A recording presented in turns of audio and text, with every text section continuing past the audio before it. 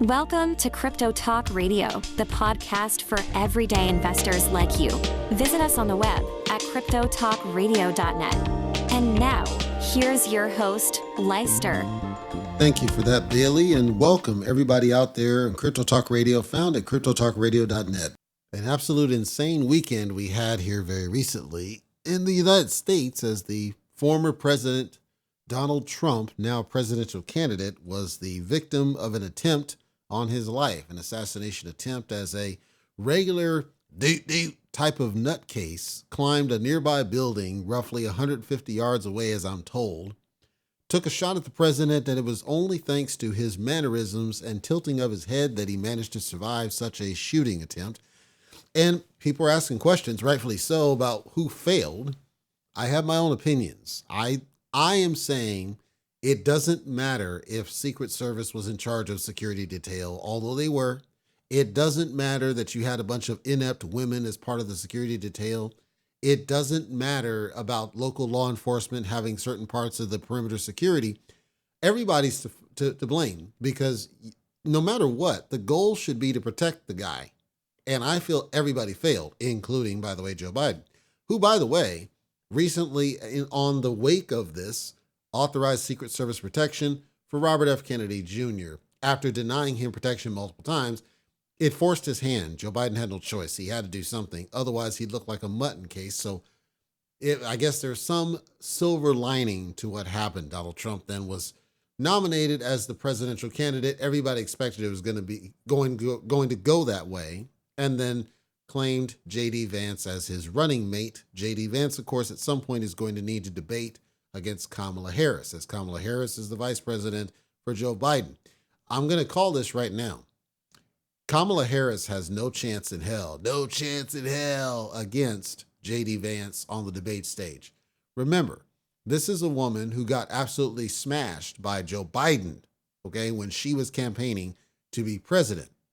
She called out Biden's racism and didn't do any good. She had no support, no backing whatsoever, to the point she meekly bowed down on her knees and became Veep for Joe Biden.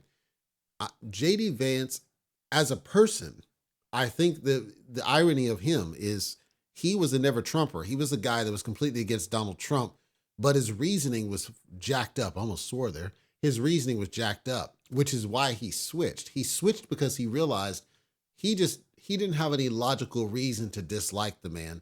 He was going off of the popular narrative that Donald Trump was going to be bad for the country. And then he saw Donald Trump be president and saw how he behaved as president and saw that we were better off under Donald Trump's regime, and converted from a never Trumper to an ardent Trump supporter.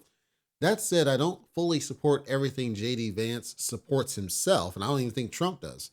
For example, I think J.D. Vance, him being a millennial himself, fell a little bit into the paranoia of the mask craze during COVID, where Trump, although he said, I recommend you do this, he never was this strong advocate for violating human rights. Whereas J.D. Vance seems like, given certain circumstances, he's absolutely willing to violate people's rights. Like we don't even know how I didn't see any evidence of how he feels about guns or any of this. I'm optimistic, but I'm saying that Kamala Harris has no chance against this guy, because if you can say anything about him, he's pretty firm in what he believes. He's a pretty ardent Trump supporter at this point. Very well-spoken young man. He's younger than I am. Very well-spoken young man.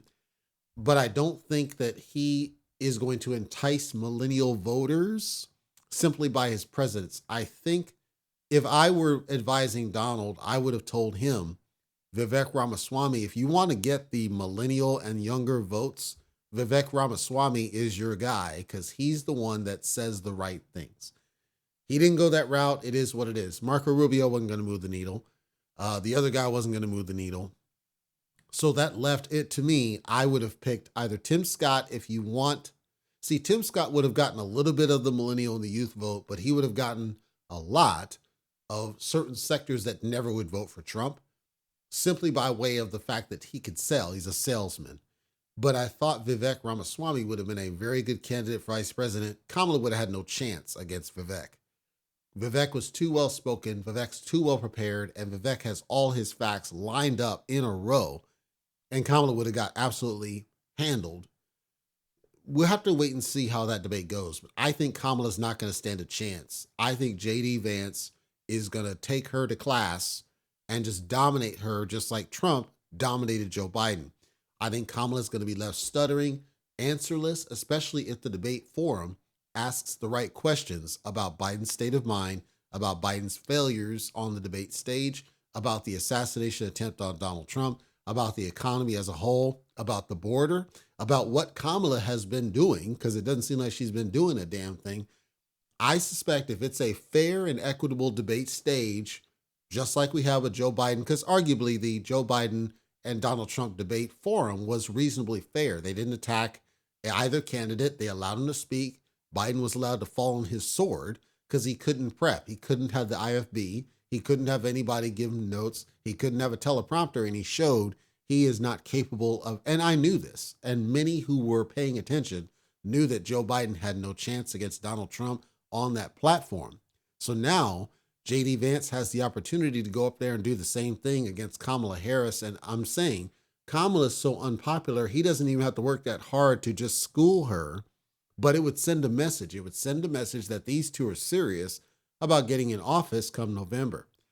Now, with the RNC that just took place in Milwaukee, Donald Trump arrived and he got the nomination.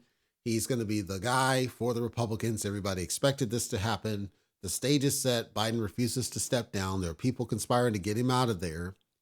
Separately, the spectrum, the financial spectrum, not just cryptocurrency, but even on the fiat side, but overall, the money movements, everything started to quiet down. If you watch, everything started to quiet down. We had less of the turmoil that we were seeing very recent. And I suspect people are waiting in the wings to see what's going to happen next.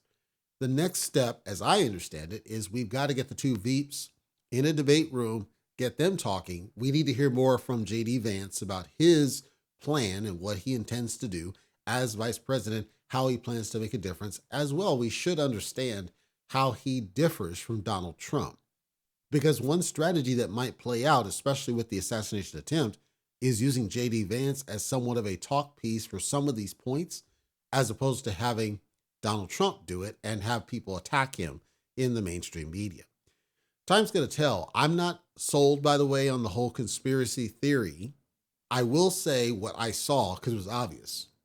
If you looked at the Secret Service person, the sniper, he was looking dead at the guy who eventually would shoot at Trump. He waited to shoot until the guy shot. My understanding is that's protocol. The only question then is why the guy was allowed to get up on the roof. Some of the theory is that, well, he may have been taking photos. I don't buy that. I suspect this is one where somebody just dropped the ball. They said, we're not going to shoot first. We're going to wait for him to take a shot. Somebody else was expected to go and check the guy out, likely local law enforcement. That side chose not to do it because they expected Secret Service to tell them to do it. Secret Service didn't tell them to directly do it. So these idiots, because of where it is, it's Milwaukee. So Philadelphia rather. I suspect that this was just a matter of bungles on two sides. This guy was waiting on this guy. This guy said, no, I'm not going to tell you what to do. You need to do your job. And they're finger pointing. That's what I suspect happened. And cryptocurrency then reacted in a very odd way. We had a little bit of a run after Donald Trump did his fist business. And then after the fact, it just settled down and got quiet. A couple of disruptive things happened that I'm going to be talking about here today. I want to jump into those. I'm going to be focusing on Ethereum a lot. You're going to hear me talk about Ethereum more than usual.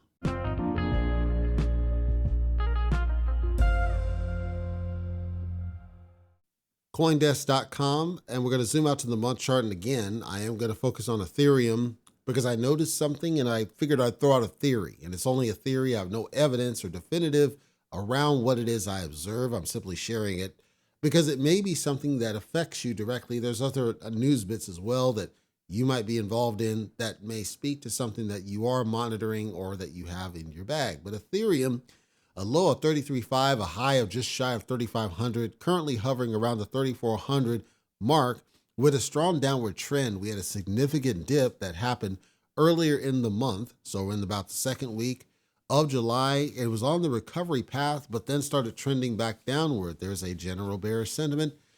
specifically around Ethereum, the odd part and the reason I started with Ethereum is that mostly everything else is actually up on the day, specifically XRP, significantly up. BNB is slightly down, but it was up a little bit earlier. And then Solana was going on a bit of a run, recovering from the 120-ish dollar mark, closing very close to the $160 mark. Then when I looked at Bitcoin to get a kind of contrast, I saw that Bitcoin had basically the exact same situation. It had the dip that happened roughly the second week here, and then it was recovering, and then it started to trend right back down again.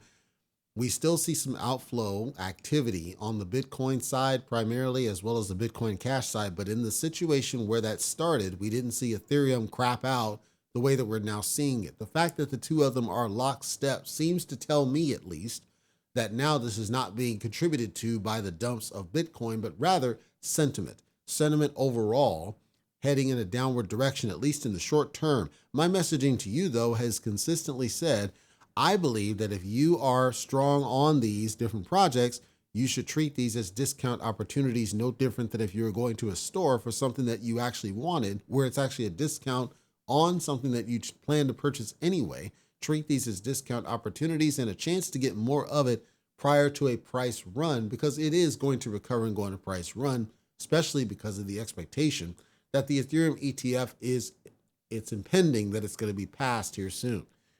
That's not going to cause, in my opinion, the level of run up that you might think. I think what may happen with the Ethereum ETFs is that it'll cause a bit of a run up on the Bitcoin ETF side, and you'll see a little bit of a run up on the Ethereum side. I don't think it's going to have the significant impact, certainly not to the degree that we saw run up for Bitcoin when the Bitcoin ETF passed, solely because I think it's going to take some time for a general embrace of cryptocurrency, especially given that it's possible we get two people in office in the United States who are themselves self-admitted crypto supporters. And there may be kind of a waiting pattern on the institutionals to see what the regulatory climate's going to look like after these people get in office, if they start making changes or pushing for changes. Remember, though, you still got Congress and people in Congress, including Nancy freaking Pelosi and Chuck Schumer, who are going to block any sort of success around cryptocurrency, which means we need to get them out of office too. If you end up getting at least two of the three branches of our government leaning heavily towards the Republican side, you'll start seeing some crypto-friendly regulation. Just getting Donald Trump and J.D. Vance in office is already a step in the right direction for getting rid of Gary Gensler. That in of itself, I guarantee you, if he's kicked out of office, I guarantee you'll see a run up on these different cryptos just because he's out of there. Not because anything changed, but just because he's out of there and we no longer have to have his messaging causing these crap outs that we currently are subject to. I'm waiting very patiently to see what's going to happen with this business, not knowing for sure which way the wind is going to blow on it. But I suspect that this dip that we have is a discount opportunity for those that want to buy into these, and we're just waiting for the right price point. This is a price point I would strongly recommend considering, because I don't think it's going to go significantly lower than the prices that you're getting right now. I could get it wrong, but I don't think that they will.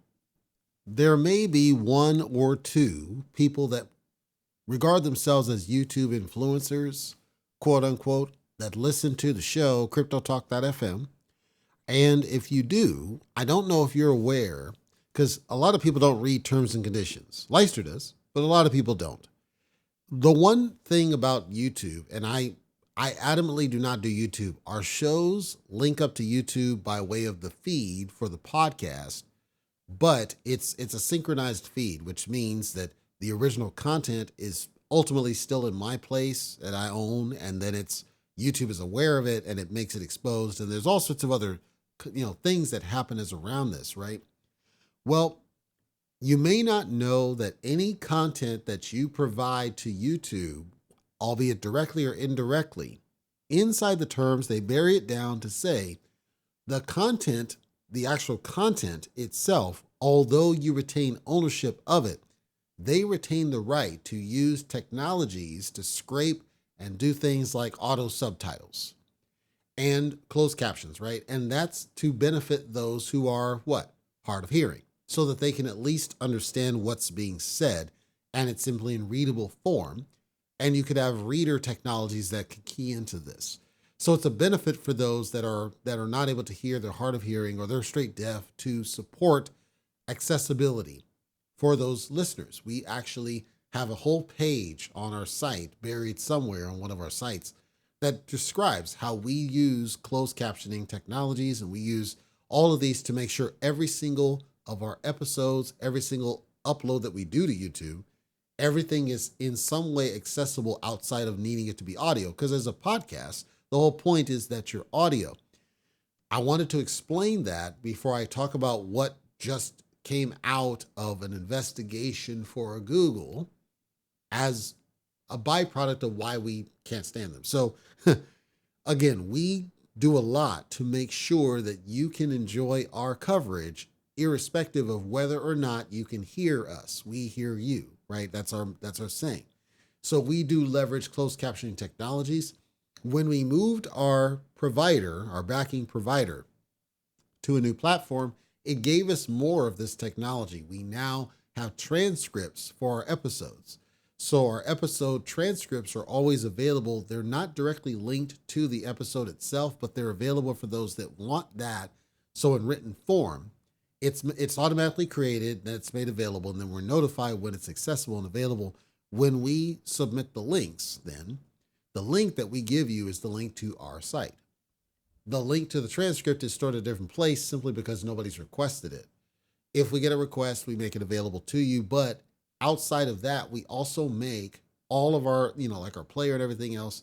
If you have technology that can convert the audio into readable form, all of our technology is open standards so that you can use it for this purpose. We looked at every bit of our stack, every part of it end to end, to make sure that all the accessibility was in place. Now, it doesn't cost us anything extra to do that. It's simply making sure that we pick the right provider, and we had to increase the amount of money we invest in the platform. A lot of these, and if you didn't know, setting up a podcast is essentially free, and I put free in quotes, and I'll tell you why in a second. It's essentially free. Anybody can do it. You need to have the hardware. Today, you can record podcasts on your phone. You can record podcasts on anything. You can upload it through those devices. So think about your overall cost. If you do it from your phone, you need to have a mobile plan. You're paying monthly for your mobile plan. You're likely paying monthly for your device unless it's an older device. But the hosting on the back end for the podcast, you can get one for free, right? So, and you make it available to all the different podcasting platforms for free. You do have to invest the time to do this. They're not going to submit it for you to a lot of them. Things like iTunes is automatic. But if you want it on more of the platforms, which is how you increase your reach to identify more listeners, you have to put in sweat equity in order to find those people and make sure that your audio is heard on multiple platforms. That's not how most podcasters grow. Most of them started as celebrities, and they use the podcast as an additional outlet to interact with their listeners. Many of them don't do the level of accessibility that we do. We chose to do it because we understood that there are people that simply can't listen to the audio. We did research and saw people complaining about it, and we took steps to do something about this. So the bottom line is CryptoTalk.fm, actually all of our podcasts in our network, but specifically CryptoTalk.fm, extensive time and research was done to make sure that the data is available in text form. One of the downsides of doing that, though, and the reason some of these podcasters don't do it, is when your content is put out there, it can be used for nefarious means. And when I say nefarious means, I don't necessarily mean crimes. Turns out, and Google was caught doing this with OpenAI, but there's other services out there. It turns out all this fancy what's it AI technology that's out there, I want to educate you on how this works, because clearly people didn't understand, and the reason that I'm so against it in the first place. AI doesn't just magically happen. Some tool that's answering your questions and helping you cheat on that essay you submitted for your college paper doesn't just automatically know how to do it. That technology that makes predictions about cryptocurrency doesn't just magically know how to do it. What happens is it has to be, quote, trained. The training involves taking content that's already there, whether that's people that are live contributing the content or pre-existing content that's out there. You feed it to an engine. The engine is using all of this content to get a sense of what the predictive answer would be in given situations. That's AI in the simplest form I can describe it to you. Turns out that the videos that are going to YouTube, it's not all of them, but it's the largest people out there, including BitBoy Crypto and certain others. The content that's put out there, because YouTube encourages you to turn on closed captioning for auto subtitles to assist those for accessibility reasons, it means that all of that text, all of that data, all those numbers, all those predictions, everything is scraped and it's made available in a server. And then that server is released over to AI technologies who are then programmed to be able to emulate the types of predictions that are out there. Here's why that should freak you out. It's not the fact that they're being scraped. Consider that some of these people that put predictions out there don't know what the F they're talking about, and their predictions are crap. So if you're training AI based on crap predictors, you're going to get crap predictions off your AI. And the layman person who doesn't know any better, who's going to follow these predictions blindly because they assume since it's AI, it's got to be more intelligent than humans, not understanding that the AI training mechanism is still based on human thought processes. You don't understand that some of these people who are out there on YouTube who are being scrubbed, who happen to have hundreds of thousands to millions and millions of subscribers simply because they're cool or they're funny or they're silly or they're stupid. You don't understand that following their predictions is a recipe for failure on the AI side because you're using their predictive modeling, which is likely faulty because some of those people didn't make a damn dime trading cryptocurrency. So if you're training an AI engine based on people who don't know what the F they're doing with trading cryptocurrency, and chances are it's the people with the largest population of followers because they're trying to steer you to certain projects so that they can use you as exit liquidity, you're setting now the world up for failure because those people who are following the AIs don't know any better. And unfortunately, the word influence has been skewed over time because it's been treated as credibility when really the ones who have the highest level influence, the level of credibility starts to decline the more influence you have because you're skewed, you're compromised, you're focused on what you want people to do. That's the word, influence. You want them to do X. You want them to buy into SafeMoon, which many of those same influencers who the AI is being trained off of were telling you to go into SafeMoon, and here we are, and we see what happened with SafeMoon. So my public service announcement to you listening to my show, and I encourage and request that you spread the word to people, CryptoTalk.fm. Spread the word to people so they understand. If you listen to what I just said and you're like, this guy, he just broke it down. He gave me an aha. I understand what he's saying. I see the problem here. Spread the word and get them to listen to the show on a irregular or regular basis so they can hear the truth from somebody who's telling you the truth about how that game works, because it's a game. It's a game to get you to simply follow something that you should trust, and you really, if you trust it, you're going to lose a lot of money because those AI models, they don't know what they're doing. All of these people, every last one of them that are being scraped, when I watched a lot of these channels and I'm seeing the kind of predictions that they're making, it's not even that they're bad people. The bottom line is their predictions are based on them wanting to steer you one direction. See, a prediction should be unbiased. A prediction should be straight line down the middle. It's not supposed to steer you one direction. It's supposed to give you a sense of what it appears is going to happen, regardless of the individual profit motivations of the person giving you the message. That's not what's happening in a lot of these cases. In a lot of these cases, what they're saying is designed to maximize their profit at your expense. For example, somebody saying, we're going to the moon, deep, deep, deep. What does that do to you?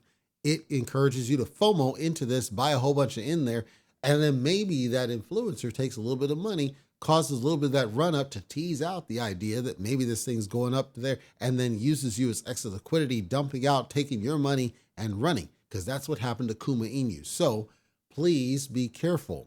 I'm warning because of what I see based on this information shared.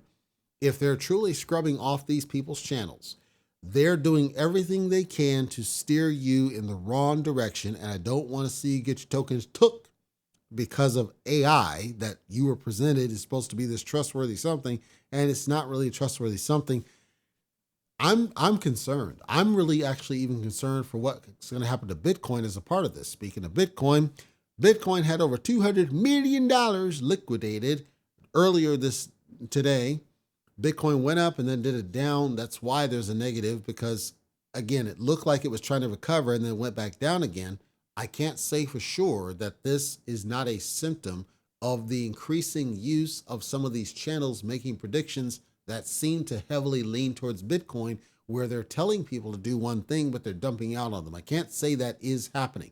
So I'm only connecting the dots in the timing. That being somewhat ironic, tenfold though it may be, I connect the dots that it's kind of weird that Bitcoin was on the route to recovery and then all of a sudden just starts to go back down. And then people are getting wrecked on the way up and the way down. I suspect there's some people who are making their decisions based on predictive models. Because remember, some of these predictive models, including like CoinCodex, some of these predictive models will straight up tell you, yep, go ahead and long that bad boy, it's going up, right? And then some weird something happens that kills the business, and then you get wrecked if you didn't watch it, or you weren't paying attention, you didn't set your stops or whatnot. I am really concerned for people listening. I don't want you to get trashed because of this behavior. And again, I don't say it's malicious. I'm saying that this is the flaw of AI. It still depends on human behavior and human intent and human sentiment. Because it's based on these fallible things, it means you cannot trust it any more than you could trust a human. So don't just blindly trust these AI tools telling you it's definitely going to be a thing. They can look at modeling just like you do and simplify it down in a form, but you still have to make your own decision about the level of risk. In some cases, if you're just tossing, $100 or something small that you can afford to lose at something just to see what happens, that's probably okay. I just don't want to see somebody toss like that other dude talking about my whole life savings. Oh, I'm all my money. I don't want to see that. And I don't want to see anybody do this, because outside of the risk of just regular ups and downs, you also have a risk of exploits possibly happening. Speaking of exploits, LI.FI protocol. LI.FI protocol recently gets exploited for $10 million. I do not and have not traded on the LI.FI platform. It does show up in Trust Wallet as one of the recommended tools inside the wallet. It's a swap, it's a bridge, it's Solana related, and that's why it came up on the radar as something relevant to talk about or at least look into. It didn't seem like it got a lot of traffic, but when I saw $10 million, I thought that was a lot. And I looked deeper, and the vast majority of it is stablecoins. And the stablecoin, when I saw that, I'm like, okay, if this may be something around the lending or the staking aspect, and I confirmed that to be the case, because that's the only reason why you would have so much on the stablecoin side. And seeing how it was breached and seeing what was going on, where they were traded or taken, I shouldn't say traded, taken away, and what was really happening. So I want to simplify what happened, because it ties a little bit to what I'm going to talk to next. Allegedly, let me simplify it even further than what I was going to initially do. If you've been in crypto, some people are new and they don't know what I'm talking about. That's why I decided to oversimplify this. When you need to do something with cryptocurrency, the first thing you need to do is have a wallet. The wallet is a way for you to store as well as transact cryptocurrency. When you need to transact cryptocurrency, in the vast majority of cases, you need to what's called connect your wallet. When you connect your wallet, you're providing a certain level of authorization for that contract. The contract is then executing certain things on your behalf, one of which is the display of value. Here's how much something is worth. The other is the ability to do the trade. I need to be able to do a sell of certain of your crypto. I need to be able to do a buy of certain crypto that you want, etc., and so on. All of these authorizations are predicated on the connection. Within the authorization, there's also a limit. The limit is usually unlimited. You might ask yourself, why would I want unlimited authorization? You shouldn't, but almost every provider codes their stuff to do an unlimited authorization. They do not scope the authorization to limit it.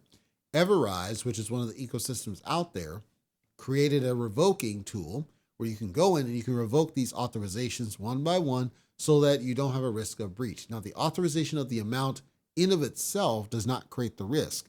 What creates the risk is whether or not the contract has the ability to do more than simply showing you an amount and doing an authorized transaction on your behalf. What appears to happen here, if the contract that you're connecting to itself has been exploited such that it might be a otherwise valid contract with valid methods and functions, but it's been compromised where they've injected bad code in there that does more than what it's supposed to do, that then opens up the risk to you. Because if you've already given them authorization at full and you've been doing regular visits and regular transactions with it, and you go there and execute that same contract, but now you run into this bad code. The bad code then redirects your request to say, well, yes, I understand you're trying to buy $500 UST worth of something.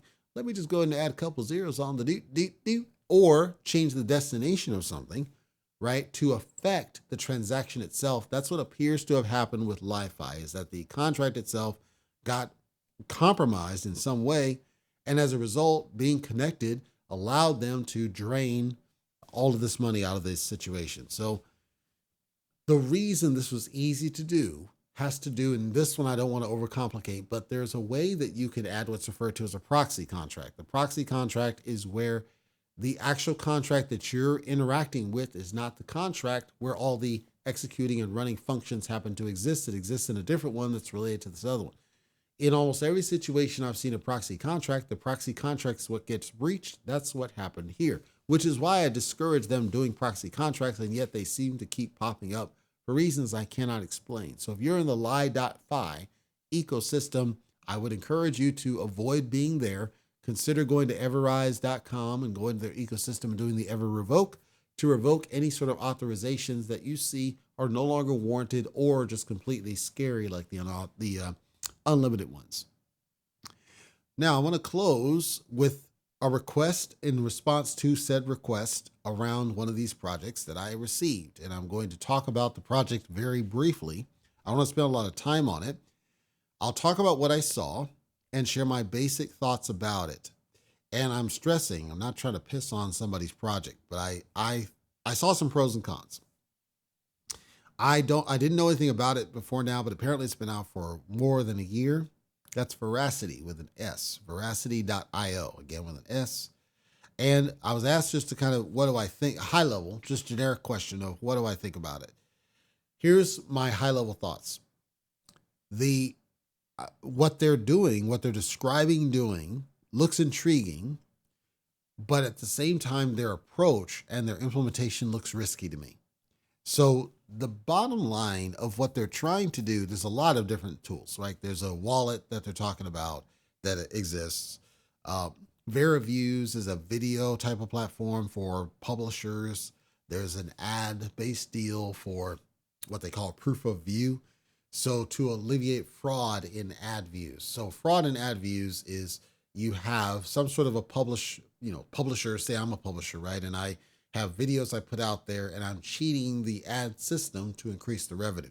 So you pay some service to do a bunch of bots, and then they go and they cheat the system and it increases your ad revenue, and then it pays you a check and da-da-da-da. In the olden days of ads, prior to video ads, when we just had flat ads, there used to be multiple models. There was the impressions. So how many times did I show the banner versus click through, right? How many times did somebody click the banner? And then the conversion. How many times did somebody purchase the product as a result of clicking through? The money that you got increased based on those. So you could see the showing of a banner. And when we were kids, or I say kids, when we were young, we would program the different ads. So double click is one. The different ad type things on our toying websites, our hobby websites, because hey, all of our friends are hitting it. We're going to make a little bit of money, maybe a couple bucks or something, right? The thought behind this proof of view is in a world of videos and video ads and making sure that the ads are truly unique impressions, because now you don't have clicks. And so the impressions are very important. The duration of watch time is important. You need to make sure those are clean figures, because the actual service, whatever you're advertising, wants to make sure that it's truly legitimate traffic. It's legitimate people watching, legitimate people that are interacting with you and not just random whatevers or cheating the system. So this proof of view is this views tool that they've got set up is designed to support integrity in the ad fraud, mitigation. And they call it Veraviews. It's veraviews.com. You can check that site out. It's mostly for the back end. So they integrate with Brightcove. Brightcove is one of those video streaming hosts out there, so content systems. So that's a huge one. So when I saw that they're integrated with Brightcove, that's a huge one. That is mainstream. You can't get more mainstream. If you're watching streaming media on the web, I would argue it's about a 60% chance that Brightcove is where it's hosted. They're losing market share.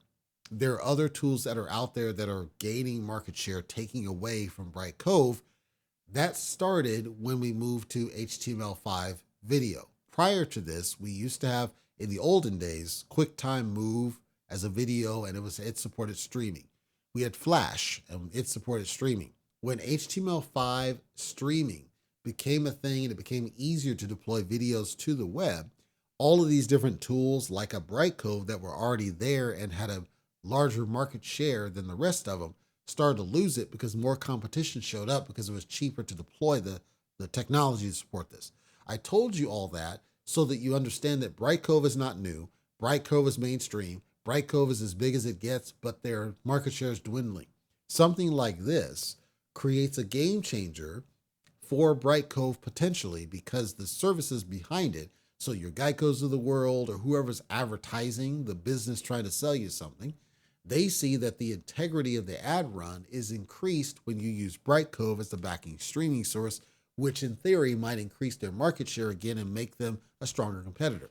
It's inevitable that something else is going to show up and try to take some of that business. But for right now, that's a huge win, I thought, for Verasity. Here's the down part. The proof of view that I describe is done by way of a different token than the main Verasity token. The main Verasity token is on Ethereum. I believe the current proof of view is on Ethereum. They're moving it to the Tron network.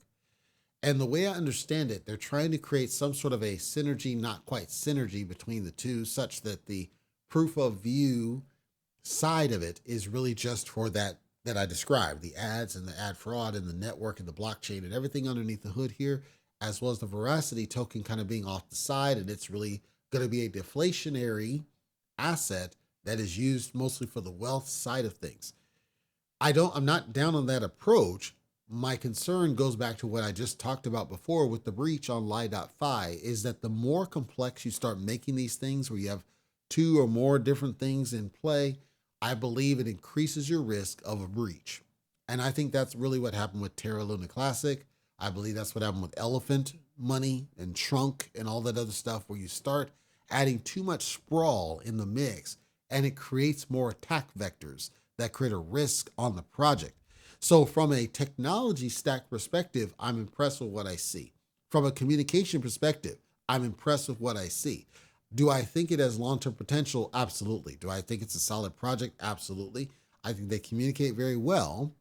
And I think there's a strong opportunity, and it's been around for a while, and it has not had significant price movement until recently when they announced the burns that they're doing, because they want it to be a deflationary, the Verasity token. And so that's gotten a little bit more chatter, and its market cap is starting to increase ever slightly. So I do encourage you to check it out, verasity.io with an S instead of a C.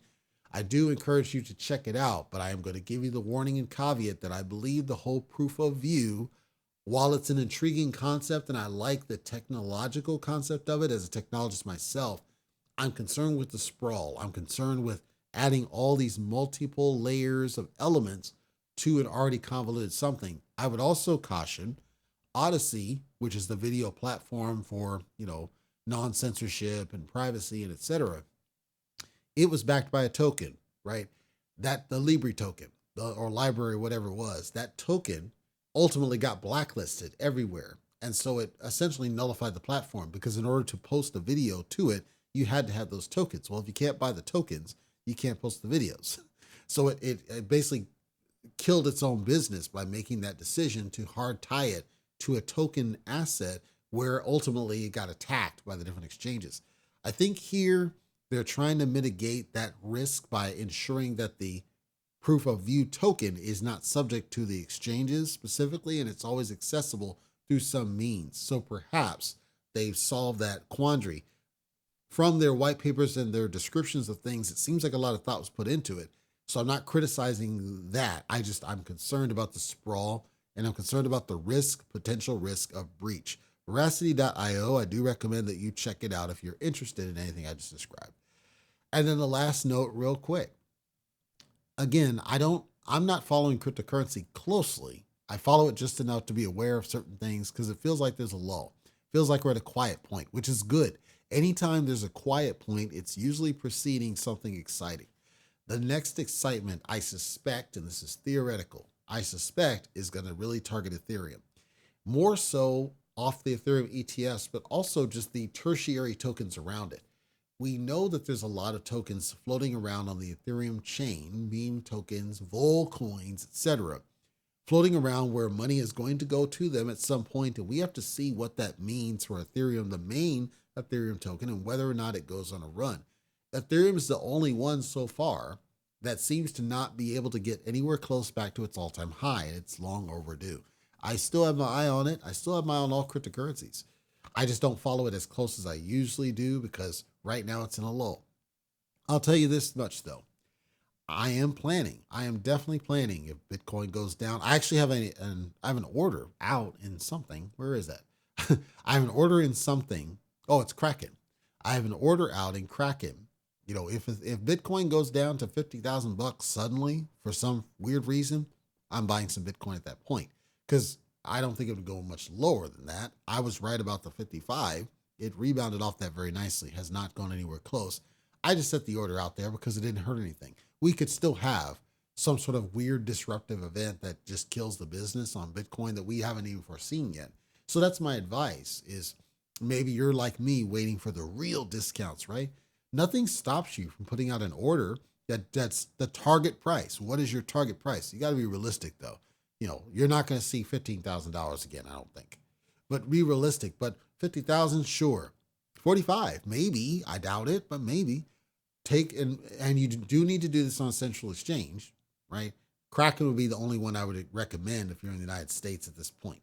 But you can put an order out and just let it sit there. And then if it turns out, because it's possible that somebody might go in and sell, and if they sell enough that it drops that price, your order gets fulfilled because you're basically buying off that short, right? So it's possible that it gets filled. You never know. Well, that's huge. You have the chance to do that. You don't have to wait necessarily for it to go to that price. You can put an order in, wait for it to go there, and then benefit from that. It's up to you if you choose to do that. So hopefully we get some good news coming out of the RNC. Hopefully get some good news in cryptocurrency. Hopefully we get some good news from Bitcoin and Ethereum, and certainly not bad news fresh off of the Ethereum ETF, and everything does go on the run, and I was definitely wrong. I'm hoping with crossed fingers that I was definitely wrong.